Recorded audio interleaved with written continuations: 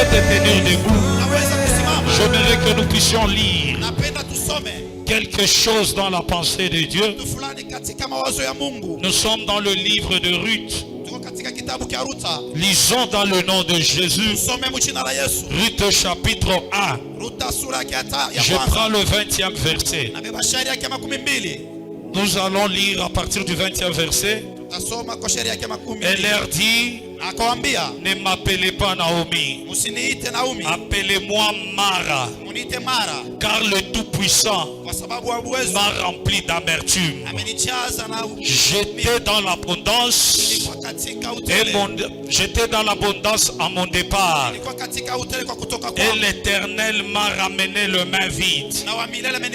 Pourquoi m'appelez-vous Naomi, après que l'Éternel s'est prononcé contre moi et que le Tout-Puissant m'a affligé? Tu peux reprendre ta place.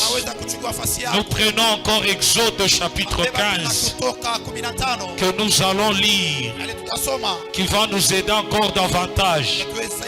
Exode chapitre 15, nous prenons à partir du 23e verset. Nous allons lire. J'aimerais que tu sois attentif. Si tu peux lire aussi, c'est une bonne chose. Ils arrivèrent à Mara, mais ils ne purent pas boire l'eau. Ils ne purent pas boire l'eau de Mara parce qu'elle était amère. C'est pourquoi ce lieu s'appelait Mara. Donc nous allons prendre le dernier passage. Là j'ai besoin de l'apôtre Pierre qui doit nous aider encore pour ce matin.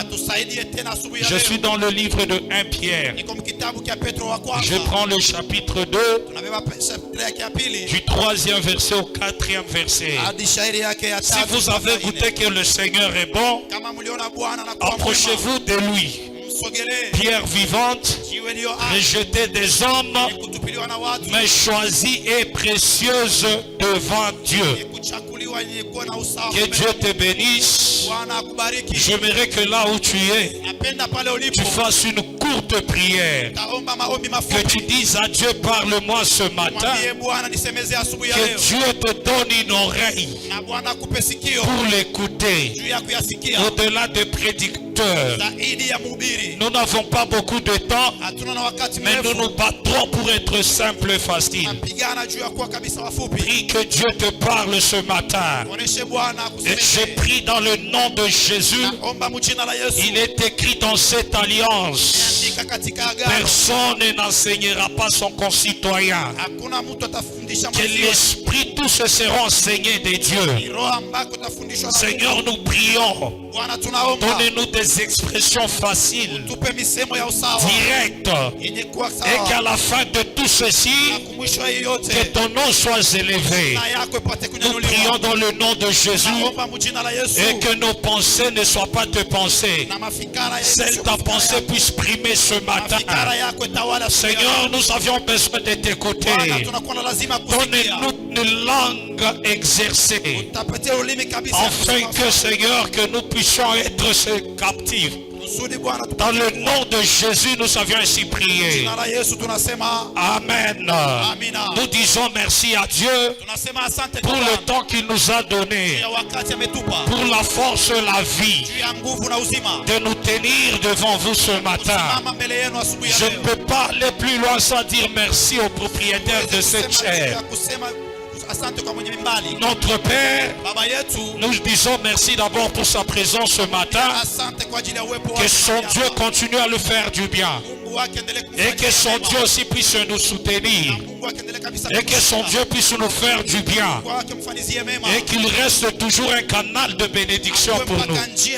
C'est pourquoi ce matin nous sommes plus heureux. Tu es venu ce matin pour écouter aussi le Seigneur. Je crois qu'après avoir écouté, que Dieu te fera aussi du bien. Ce matin, nous n'avons pas beaucoup de temps. Nous sommes en train de parler d'un thème que nous allons parler sur l'attachement à Dieu. Nous disons, nous allons parler sur l'attachement à Dieu. Et nous allons, c'est le thème que nous allons parler, mais nous savons que nous n'allons pas terminer. Parce qu'on ne termine jamais une prédication. Parce que celui qui connaît tout, c'est Dieu lui-même. Tu peux parler selon la grâce qui t'a été donnée. Mais une autre partie aussi, quelqu'un d'autre peut venir aussi parler sur la même chose. C'est comme ça Dieu a toujours fait les choses. Est-ce que tu peux acclamer le Seigneur? Nous savons qu'on veut parler sur l'attachement. Attachement veut dire parfois c'est lié à une personne. L'attachement veut dire aussi être loyal à une personne. Selon le sens des fois, la compréhension des choses. Donc l'attachement aussi peut parler de la fidélité envers quelqu'un, envers Dieu aussi. Donc l'attachement, quand nous parlons, peut-être que les gens marchent ensemble et qu'ils s'accordent sur un point.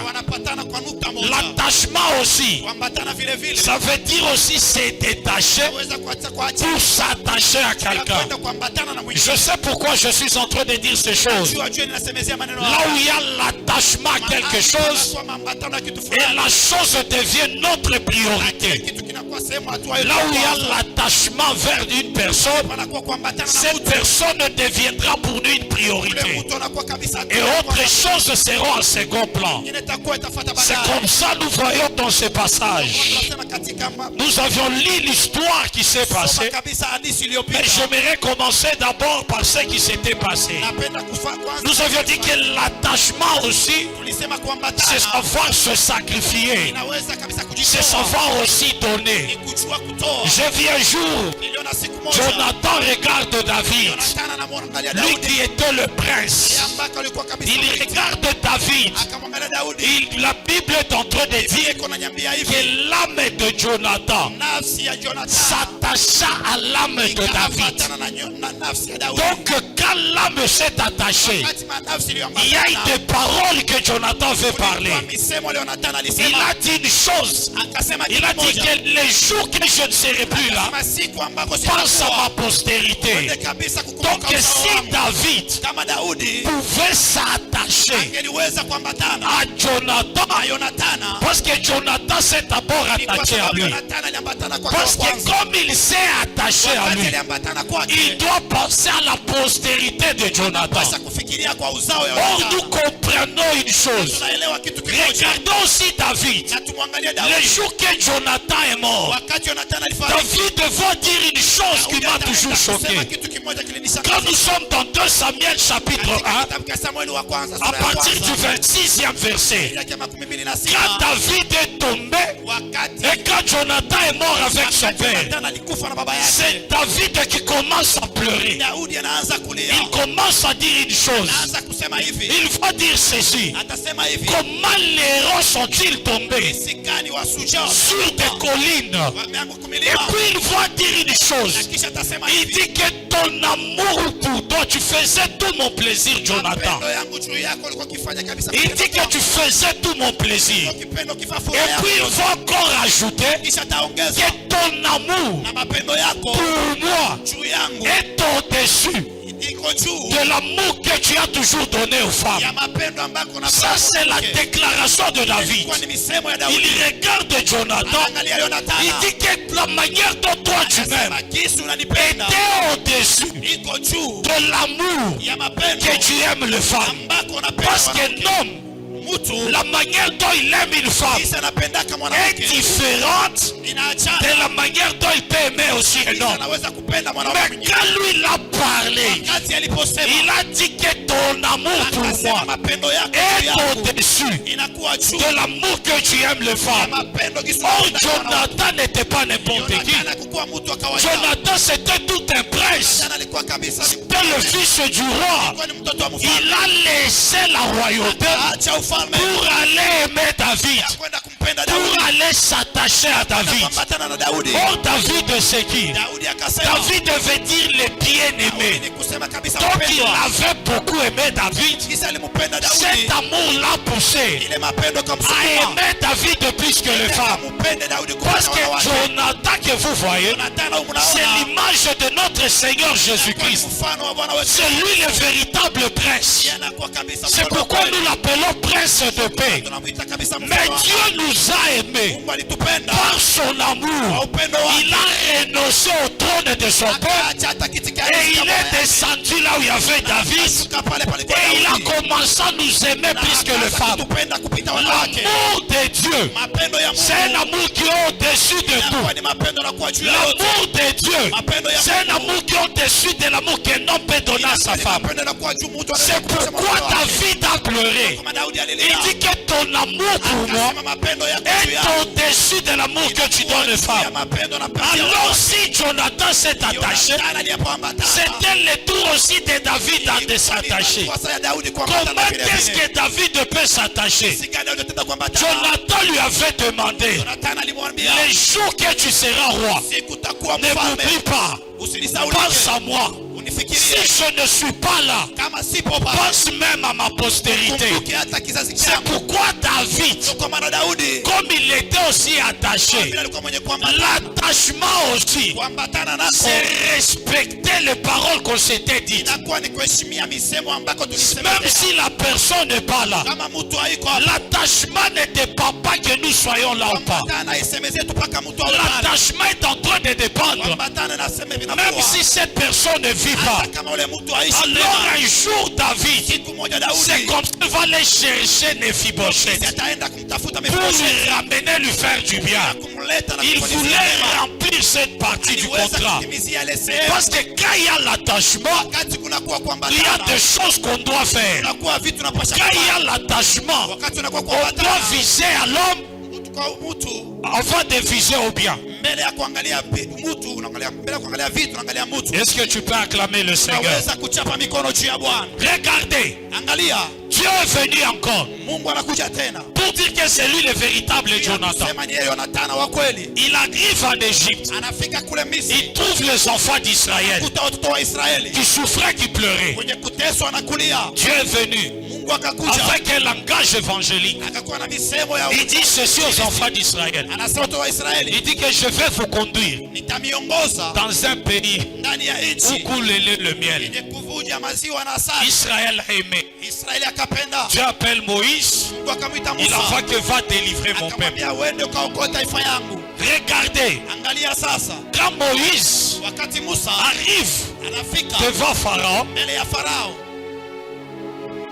il a exigé quelque chose. Il a dit nous n'allons pas quitter si tu ne laisses pas nos enfants et notre richesse.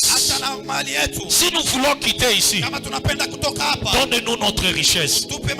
Parce que Dieu avait dit à Moïse, si tu veux partir, quand les enfants d'Israël vont sortir, qu'ils ne sortent pas main vide. Ce qu'ils doivent faire, ils doivent sortir avec leur richesse. Israël, le jour qu'il est sorti de l'Égypte, Israël était content parce qu'Israël était attaché à Pharaon. Mais eux croyaient à la liberté. Mais quand ils sont sortis avec de l'or, des choses qu'ils voulaient. Ils ont chanté devant la mer Rouge.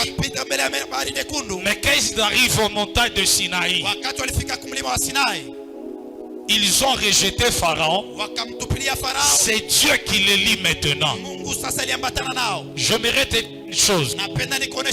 Si Dieu t'a délivré du monde, ce n'est pas pour que tu puisses rester vide. Ce n'est pas pour dire que tu puisses rester libre. Tu quittes de l'esclavagisme vers un autre esclavagisme. Autrefois, c'est Pharaon qui régnait sur toi. Tu étais attaché à lui. Mais quand Dieu arrive, lui aussi, il commence à dominer sur sur toi. C'est pourquoi les gens qui étaient dans le monde, ils vivaient selon le diable. Depuis que Dieu t'a appelé, c'est Dieu qui t'a lié aussi. C'est Dieu qui commence à marcher avec toi. Autrefois, tu faisais la volonté du monde. Autrefois, tu faisais tout ce que tu voulais. Mais quand tu as été délivré, tu passes de l'autre côté. En réalité, nous ne sommes pas libres. Nous changeons juste. Nous sommes en train de changer de maître qui règne sur nous.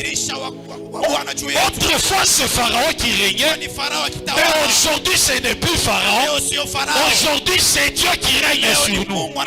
Je veux vous dire, apôtre Paul a toujours dit, moi, Paul, prisonnier de Jésus-Christ, parce que Paul était prisonnier de Dieu. Un prisonnier ne peut pas faire tout ce qu'il veut. Si dans le monde aussi, tu étais sous la domination de l'ennemi, mais aujourd'hui aussi, tu es aussi sous la domination de Dieu. Alors c'est de toi de choisir quel genre de maître que tu veux avoir. Alors c'est à toi de choisir à qui tu peux t'attacher. Mais ce que j'aime avec Dieu, il est sorti. Il a commencé à marcher avec les enfants d'Israël. Ils arrivent quelque part. Ils avaient de l'or entre leurs mains, non? Dieu va les ravir ce qu'ils avaient. Il dit, donnez votre or, donnez vos offrandes. Quand ils ont donné tout ce qu'ils avaient pris, parce que le jour qu'en Égypte il y avait deuil, les enfants d'Israël entraient dans la maison de tous les Égyptiens. Ils étaient en train de récupérer l'or, l'argent, le bétail, pendant qu'elle pleurait là. Et elle disait que non, je t'avais vu avec une chaînette, ça ordonne ça. Je connais, tu as des bijoux, donne ça. Et elle prenait. Et il dansait, il chantait, hein, croyant que Dieu nous a donné de l'or. Mais quand ils sont arrivés quelque part, Dieu dit, donnez-moi votre or que vous avez pris. Nous allons construire avec ça le tabernacle. C'est pour dire quoi? Si les enfants d'Israël, pourquoi Dieu leur avait ravi ça? Première chose à savoir, Dieu ne te demandera jamais quelque chose qu'il ne t'a pas donné. Dieu va te demander une offrande. Sache qu'il a déjà déposé une offrande entre tes mains. Pendant que je parle, c'est Abraham qui dit Amen. Regardez tout ce temps. Dieu n'a jamais demandé un sacrifice. Il y avait Ismaël. Parce que Dieu savait, je ne peux pas demander Ismaël. Ce n'est pas moi qui ai donné Ismaël. Ça c'est Abraham par ses efforts. Mais quand Isaac est venu, c'est ce jour-là que Dieu va demander Isaac. C'est comme ça aussi Israël. Quand Dieu leur avait donné de l'or, ils sont arrivés au désert. Dieu demande de l'or. Dieu va demander leur bétail. Il dit nous allons construire les tabernacles. Parce que les biens qu'ils avaient, c'est Dieu qui était le propriétaire. Est-ce que tu peux savoir que tu es un véritable gérant? La richesse que toi tu as ne t'appartient pas. C'est Dieu qui a déposé ça entre tes mains. Toi tu ne fais que gérer. Le propriétaire c'est Dieu. Deuxième vérité, pourquoi Dieu avait ravi l'or? Parce que Israël ne puisse pas s'attacher à la richesse, ne puisse pas s'attacher à l'or. Que Israël considère son Dieu comme son propre or, son propre argent. Que les richesses soient retournées à Dieu. Parce que la gloire, la véritable gloire c'est Dieu. C'est comme ça Israël a commencé à découvrir notre face de Dieu. Parce que l'attachement ne se révèle pas quand les choses marchent bien. L'attachement doit être éprouvé aussi. Dieu le ravit pour qu'il s'attache à Dieu. Il y a des gens à l'église qui se sont attachés à l'or de Dieu, mais ils ne se sont jamais attachés à Dieu. Vous connaissez Il y a toujours eu la différence entre avoir besoin de Dieu et avoir soif de Dieu. Avoir besoin de Dieu, un besoin, c'est quelque chose qui est circonstanciel. Et lorsqu'un besoin est satisfait, on n'aura plus besoin maintenant de la personne. Si je dis que j'ai besoin de mon frère, comme j'ai besoin de lui pour l'interprétation, après l'interprétation, je n'aurai plus besoin de lui. Parce que c'est un besoin. Or, le besoin est temporaire et circonstanciel. Est en train de dépendre parfois même des saisons. C'est pourquoi quand vous allez voir, quand il fait froid, sauf quand il fait chaud, c'est difficile que quelqu'un puisse porter sa pile.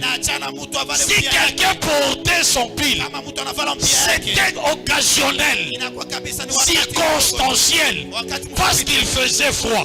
Mais quand il fera chaud, je vais enlever mon pile, je vais oublier ça dans la maison. Quand j'aurai encore, quand il fera encore froid, l'année prochaine, je vais aller écouter à mon pile que j'avais laissé. Parce que c'était un besoin. Et aujourd'hui aussi, il y a des gens qui ont besoin de Dieu. En réalité, ils n'aiment pas Dieu. Ils sont venus chercher le bien de Dieu. Ils ne sont pas aimés, ils ne veulent même pas Dieu. Quand vous le voyez prier, quand vous le voyez venir à Dieu, c'est parce que les gens de problème, c'est le cas des 10 lépreux. La Bible dit Jésus les a guéris. Les 9 sont partis.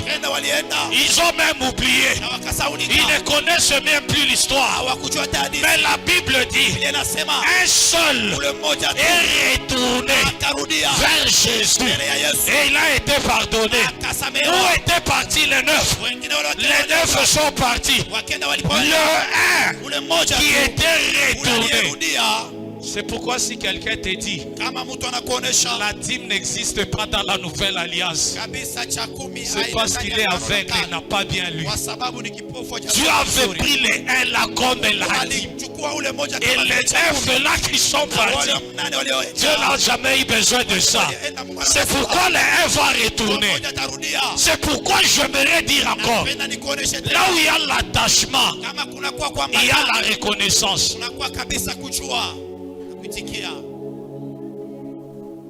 Là où il y a l'attachement, les gens ne regardent plus les choses, regardent l'homme des choses.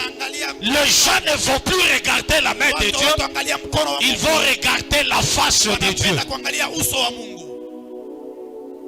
C'est pourquoi regarder.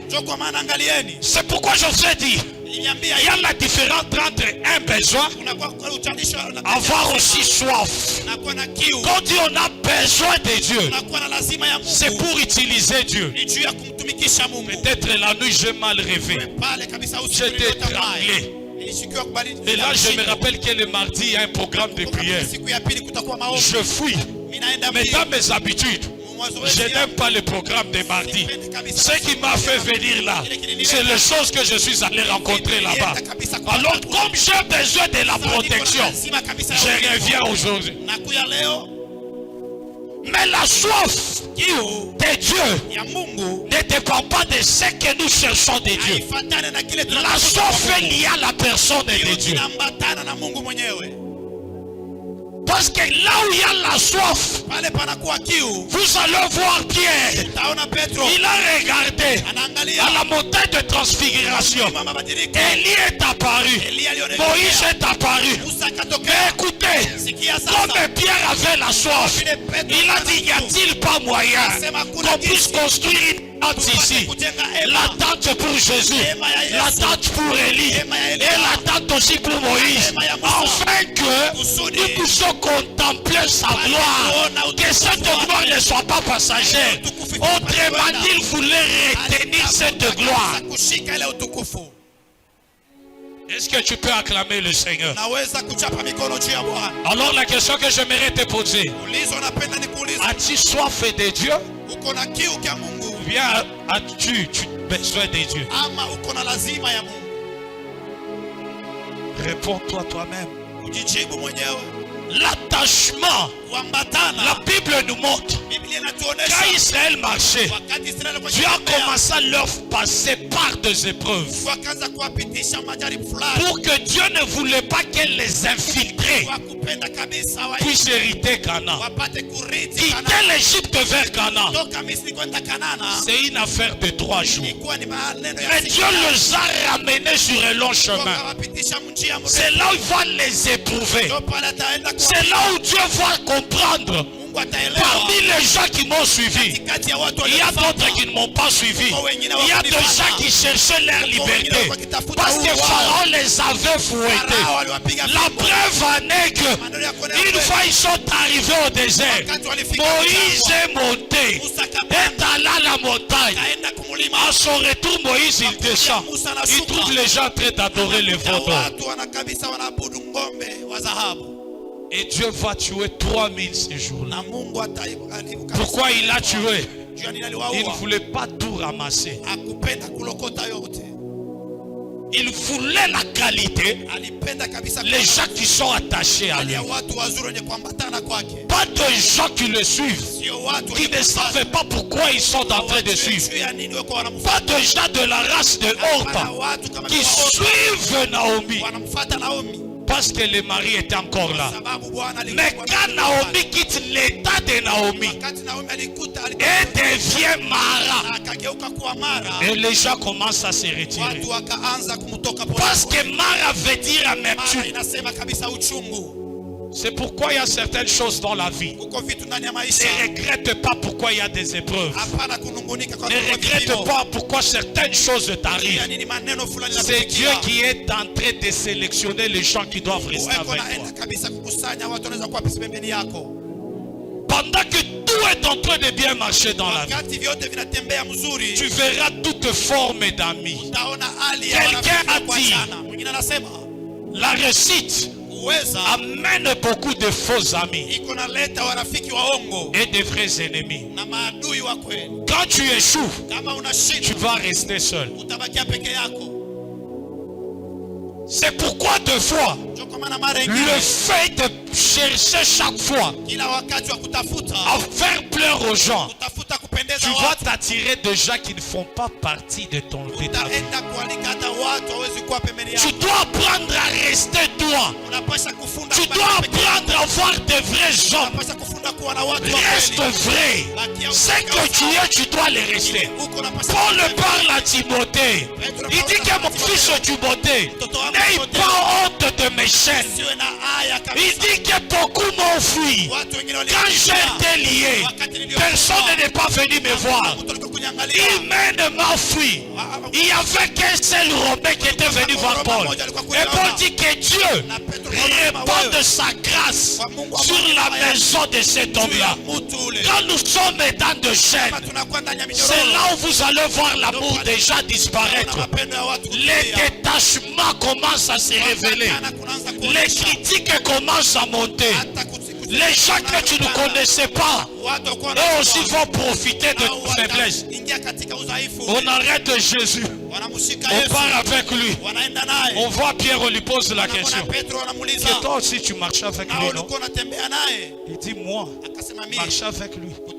Moi, si je suis comme vous, je ne le connais pas. Si tu poses question à Pierre, quand tu marchais sur les eaux, qui t'avait secouru pour te faire sortir par l'eau? Qui t'avait aidé à marcher sur les eaux? Quand tu avais coupé l'oreille de Jean, qui avait réparé cette oreille? Mais devant un problème, Pierre réunit, à qui on a laissé l'église. Il a appris que Jésus est mort. Regardez son attitude. Pierre, il s'élève. Jésus lui avait retiré de la pêche. Mais quand il a appris que Jésus est enterré, c'est le même Pierre qui prend ses filets et qui retourne dans son ancien travail. Il s'est détaché de la vision. Chose grave, il va faire la pêche même en étant nu. Et pendant qu'il partait, et les gens commençaient à le suivre. Parce que la Bible dit, quand Pierre est parti, Thomas aussi a suivi. André aussi a suivi. Ils ont commencé à suivre Pierre. Vous savez que c'est toi qu'on avait laissé la clé. Pourquoi si toi tu abandonnes, tous nous abandonnons? J'aimerais dire à quelqu'un, n'abandonne pas. Si tu abandonnes, il y a des gens aussi qui abandonneront. Parfois si tu es une source d'encouragement, tu es aussi une source de motivation. Si tu lâches, d'autres aussi lâchera. C'est comme ça. Quand tu te tiens debout, tu sais que même ta sainteté, ta vie de sanctification, parfois est en train d'inspirer aussi les autres confiance. Est en train aussi de faire les autres de se tenir debout. C'est pourquoi quand toi tu tombes, il y aura d'autres aussi ils auront la justification. Ils auront raison de tomber. Ils diront que mais quand lui il est tombé là, car il était notre modèle. Comme il est tombé, nous aussi, qu'est-ce que nous allons devenir? C'est pourquoi reste. Ta chute à toi peut provoquer la chute des autres personnes. Tu es un pilier qui soutient parfois la foi des autres. N'accepte pas de tomber. N'accepte pas d'abandonner. Il y a des gens qui te suivent derrière. Si toi tu abandonnes, d'autres aussi abandonneront. Pierre a retourné à la pêche. André aussi a retourné à la pêche. Matthieu qui travaillait à la douane, à l'impôt, ce jour-là lui aussi il est devenu pécheur. Il est allé aussi pécher. Il a oublié même son métier. Pourquoi? Parce que celui qui était leur modèle est tombé aussi. Même tel que tu es dans ta maison, n'oublie pas que tu es un modèle même pour tes enfants. Si toi tu tombes, c'est pourquoi les parents doivent éviter certaines choses. De s'insulter, de se battre. Vous inculquez aux enfants qui sont en train de venir. Et aussi comprendront qu'insulter c'est facile. Un enfant n'insultera jamais s'il n'a pas vu les gens dans sa société en train d'insulter. Il y a des habitudes. Quand nous sommes nés et nous sommes venus dans ce monde, nous étions comme un androïde. Tu sais, quand tu payes un nouveau téléphone, il n'y a pas des applications. Tout est neuf. C'est maintenant qu'on commence à télécharger. On met WhatsApp dedans. On ajoute Facebook. C'est comme ça quand l'enfant aussi est né. Il est venu sans péché. Mais la société commence à lui enseigner le péché. L'enfant commence à savoir qu'insulter c'est comme ça. Critiquer c'est comme ça. Tu commences à répandre les mauvaises choses. Parce que ce que l'homme voit et ce que l'homme entend, ce sont des choses qui sont en train de définir l'homme. L'homme sera défini par ce qu'il entend. Pierre a abandonné, il a fui. Et les autres l'ont suivi aussi. Et les choses graves commencent à faire la pêche. Il a fallu un petit qui s'appelait, cet homme s'appelait Jean. Il regarde, il signale Pierre, le maître est déjà là. Quand il regarde Jésus, il se regarde, il a compris qu'il est nu, il se jette dans l'eau. Tu ne peux pas te découvrir si tu n'as pas regardé vers Jésus. Parfois tu fais certaines choses, toi tu trouves que c'est normal. Même un fou, quand il se regarde comme il est sale, il se voit propre, il se voit normal. Mais les jours qu'il va retrouver sa conscience, les filles de Gadara portaient les habits, c'est parce qu'il a rencontré Jésus. Or Jésus c'est la parole. La parole c'est quoi? C'est le miroir. Quand il se regarde, il a compris, moi bien, je suis dit, tout ce temps il faisait la pêche, il n'a jamais compris qui tu es. La vraie version de toi, tu la trouveras dans la parole. Tu ne la trouveras pas dans ta coutume. Tu ne la trouveras pas autour de toi. Ce que les gens veut dire, ce n'est pas la meilleure version de toi. La meilleure version se trouve dans la parole. Si tu regardes dans la parole, c'est pourquoi Proverbe dit, le visage, quand tu regardes dans l'eau, le visage va refléter, donc l'eau va refléter ton visage. Or, l'eau par excellence, c'est Jésus. Quand tu te regardes, tu comprends qui tu es. C'est pourquoi bien il a dit que je suis devenu nu. Ils sont encore jetés dans l'eau pour se cacher. Il est retourné dans ses vieilles habitudes. Il s'est détaché de la vision. Il a dit, c'est pourquoi il y a certaines choses. Vous ne pouvez pas changer une société. Il y a certaines personnes, arrêtez de vous battre. Tu ne peux jamais les transformer. Présente-lui tout simplement la parole. Il comprendra ses limites et ses défauts. Il y a des gens, même si tu lui parles, il va avancer des arguments. Oh, c'est toi qui ne me comprends pas. Moi, je suis une bonne personne. Je suis gentil. Mais quand l'homme rencontre Jésus, il comprend qui tu es. L'homme qui disait que je ne le connais pas, ce jour-là, il a pleuré. Et Jésus dit, Pierre, reviens. Mais c'est que j'aime Jésus. L'attachement demeure l'attachement. Lui ne se renie jamais. Paul est en train de dire, si nous abandonnons Dieu, Dieu ne nous abandonnera jamais. Malgré que l'autre a renié, Jésus était toujours attaché. Il n'y a que toi, tu es prêt à se détacher de gens. Suite à un petit problème, oh, c'est fini. Tu effaces le numéro. Fidon ne va plus se parler. Il m'a blessé. Mais Dieu, il a regardé. Il demeure fidèle. C'est pourquoi quand Pierre parle de Jésus, Paul, il dit que lui, il est juste. Lui, il est fidèle. Même si nous le rénions, lui ne peut jamais nous renier. Lui, il demeure fidèle. Ose de me faire quelque chose. Je vais retenir ça. Mais Dieu, quand il regarde, il n'a jamais annulé la mission de Pierre. Il appelle juste Pierre. Il lui pose la question, Pierre, m'aimes-tu? Il dit oui, Seigneur. Il a compris que si Pierre est en train de se détacher de moi, c'est parce que Pierre a un sérieux problème. C'est comme ça, il va dire à Pierre, tu vois comme tu es jeune, tu peux aller ça et là, tu peux aller de gauche à droite, mais quand tu seras vieux, on te cédera. Donc autrement dit, on va te lier. Autrement dit, on va t'attacher. Tu n'iras pas de gauche à droite. Quand il sera vieux, c'est quoi? Il disait la vieillesse. On parle du Saint-Esprit. Quand le Saint-Esprit viendra, Pierre, tu ne vas pas renier. Tu as des sérieux problèmes. Même quand tu veux renier, l'Esprit te parlera à ton esprit. Il te dira que Pierre, ce que tu veux faire, c'est mauvais retour.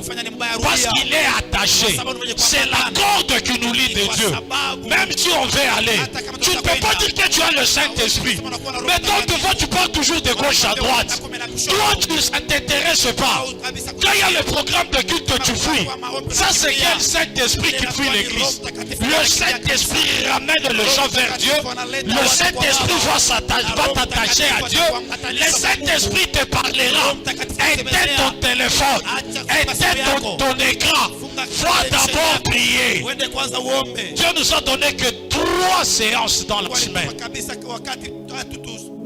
Mais toi, tu as choisi d'être le dimanche. Le Saint-Esprit n'est pas comme ça. Pierre, quand il a été lié, il avait renié Jésus devant une petite fille. Il s'est détaché. Mais quand il était lié, devant le souverain sacrificateur, on lui dit pas prononcer le nom de Jésus. Il a dit quoi? Qu'est-ce que vous voulez? Puisse vous écouter, vous, ou bien obéir au Dieu qui nous a appelés. Parce que le Saint-Esprit était là. Enlevez la paix. peur. Pierre a accepté, si c'est la prison, il faut faire la prison. Je ne peux pas renier. Mais quand le Saint-Esprit n'était pas là, même devant une fillette, aujourd'hui tu tombes en désordre. Tu te détaches de Dieu. Parce que la Bible dit, la main de Dieu n'est pas courte. Ce sont nos péchés qui nous empêchent. Oh, quand tu es proche de Dieu, Dieu va te faire du bien. Mais quand toi tu pêches, tu t'es détaché de Dieu. Tu es allé plus loin de Dieu. Quand le Saint-Esprit sera là, te ramènera vers Dieu. C'est pourquoi on appelle ça un esprit de conseil, un conseiller. Alors pour chuter, apôtre Pierre est en train de dire, si vous avez goûté que le Seigneur est bon, approchez-vous de lui.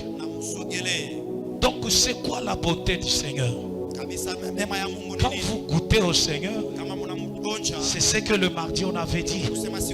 Quand ils ont goûté au fruit, ils se sont dit non, nous pouvons hériter Canaan. Parce que le fruit était bon. Parce que Jésus lui-même c'est un fruit. Est-ce que tu connais ça? Amen.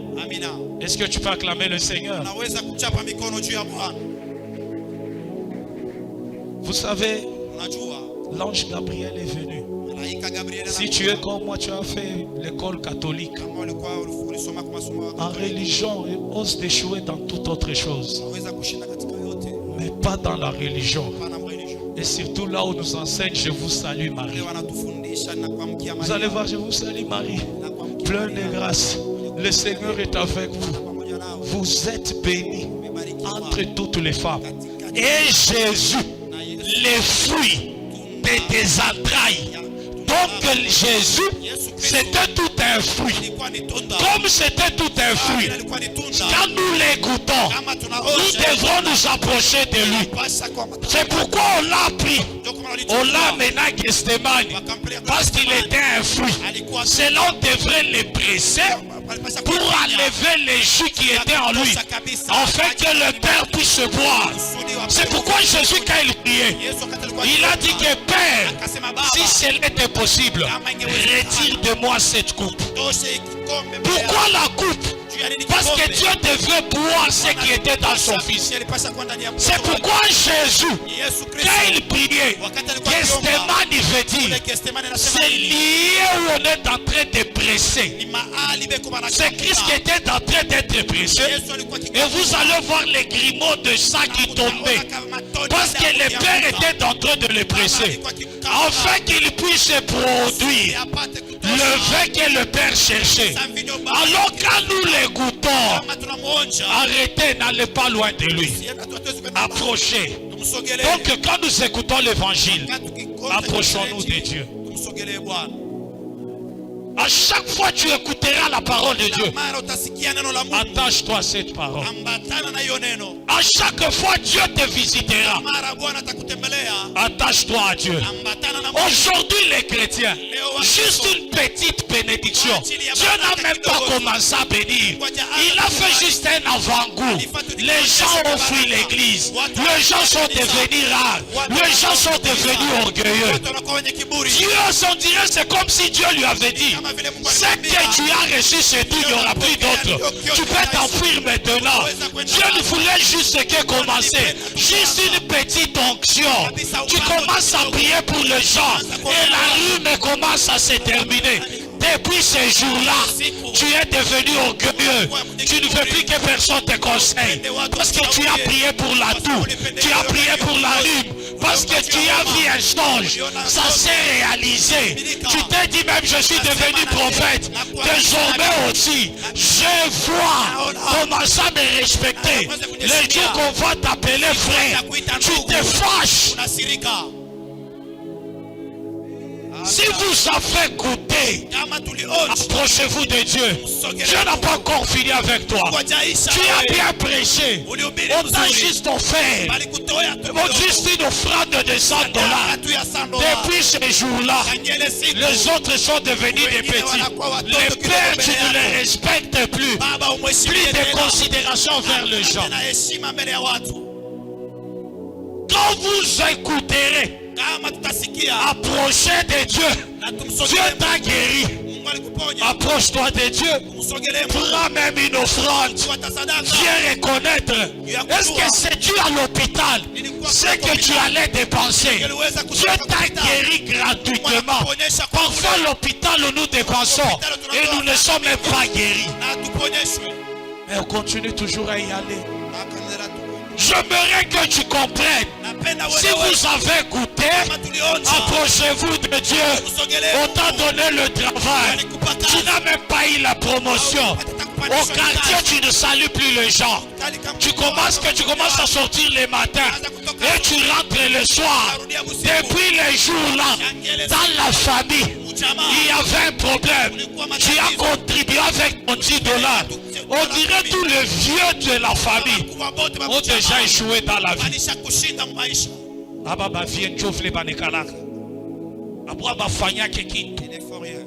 Parce que tu as contribué. Quand Dieu te fait du bien, frères et sœurs, soyons humbles. Dieu va nous amener plus loin. Mais parfois nous arrêtons la grâce. Nous nous détachons. Parce que tu as fait des choses plus que ton pasteur. Là où tu es allé, on t'a appelé date. Tu reviens, tu dis qu'ici on bloque des grâces. À quoi bon de rester? On est jaloux de ma grâce. Je ne peux pas continuer à faire ça. D'ailleurs, moi aussi, ce que je viens de faire là-bas, c'est parce que je le fais. Écoutez mon frère, écoutez ma soeur. Lorsqu'on branche un fer à repasser, quand on débranche, il y aura toujours la chaleur. Si tu oses te toucher, ça va toujours te brûler. Mais après 30 minutes, tu peux repasser même sur ta propre joue. Il n'y aura plus rien. Soyons humbles, soyons simples. On t'a marié, envoie tes grandes soeurs, respecte-le. Ne cherchez pas, tu n'es pas la dernière personne à être bénie. La liste est de Dieu. Il y a encore des noms que Dieu va bénir. Qu'est-ce que Dieu t'a dit que tu es le dernier? Qu'est-ce que Dieu t'a dit? Il n'y a que toi. Le chemin, les paniers sur qui encore? Si toi tu as mangé, l'autre aussi va manger. L'autre aussi arrivera. Si tu étais le premier, dis tout simplement merci. Va à genoux, adore le Seigneur. Dis merci Seigneur, tu m'as vu. Mais je prie aussi pour les autres qui sont restés. Comme tu m'as béni, que je ne sois pas le seul.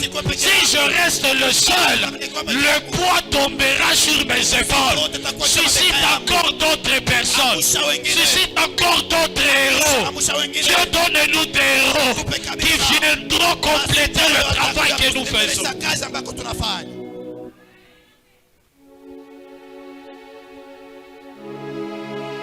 Tu es en bonne santé. Est-ce que tu sais pourquoi que Dieu t'a laissé en bonne santé? Approche-toi de Jésus. Tu as besoin de ta santé pour lui servir.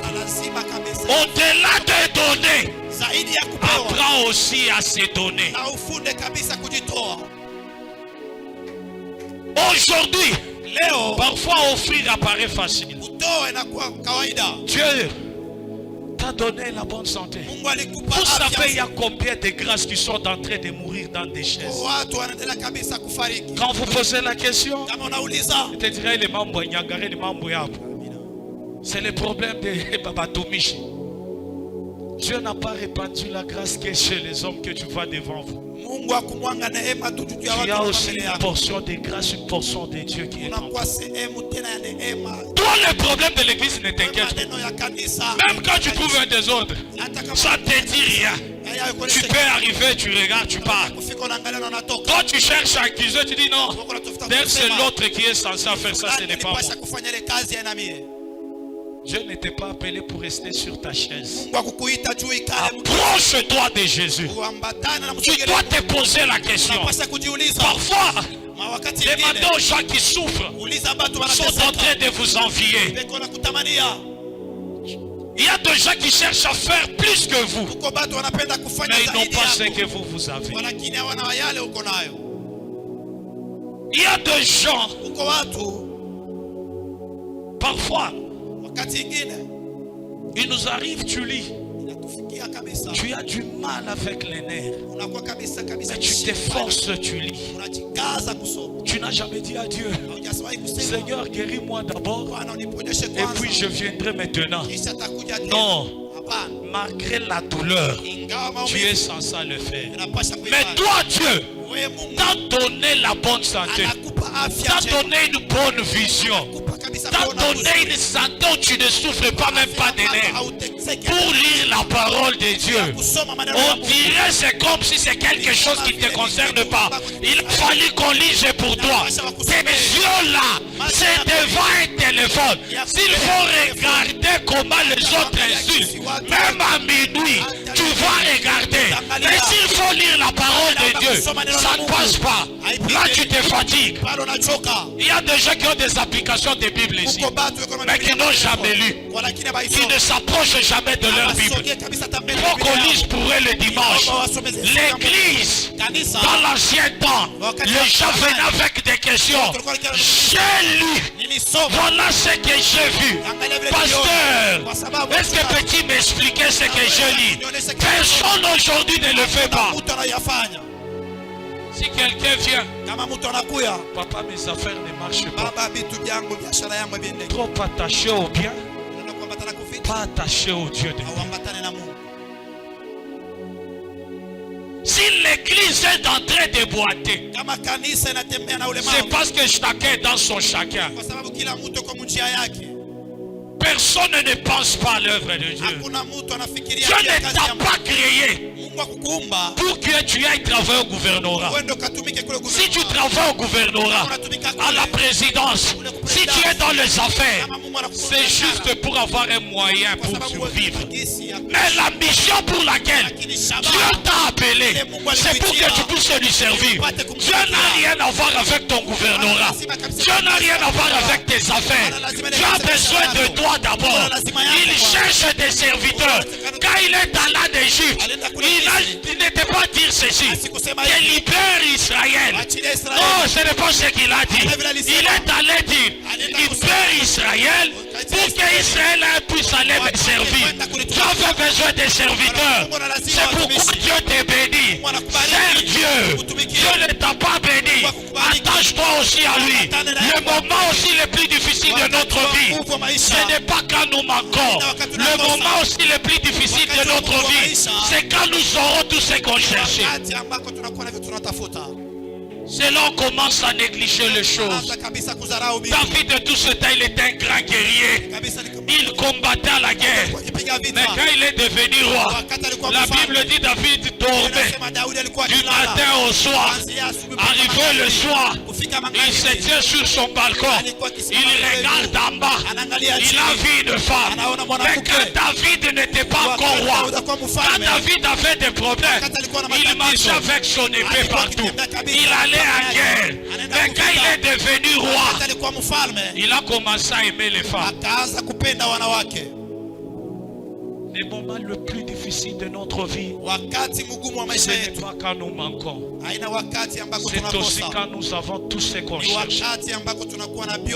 Parce que là tu arrives à un niveau, personne ne peut pas t'arrêter. Aujourd'hui tu ne sers pas Dieu, tu es encore célibataire. Alors quand tu vas te marier, c'est là que tu vas commencer à servir. Parents, servez les seigneurs. C'est un modèle que vous inculquez à vos enfants.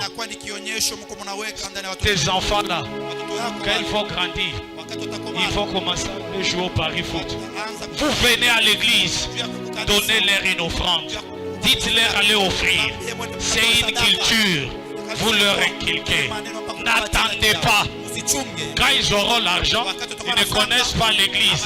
À la fin, ils seront chez Winner, en train de parier, en train de gaspiller. Mais si quelqu'un comprend, mon père, ma mère m'a montré le chemin. Allez-y voir à l'écoutime s'il y a combien d'enfants. Et pourtant les gens qui sont ici, ils ont leurs enfants. Mais personne ne fait pas venir leurs enfants. Mais à la fin, je viendrai un jour chercher le pasteur. Papa, tiens mes enfants, commence à se me conduire. Pendant que toi tu ne les amènes pas dans le royaume, le monde va les recruter. Que ça ne puisse pas t'étonner demain. Si tes enfants deviennent des Ginafek, ils commencent à passer leur temps au Parlement debout. Parce qu'il manque à faire. Prends occuper tes enfants et Dieu va les occuper. Que Dieu vous bénisse.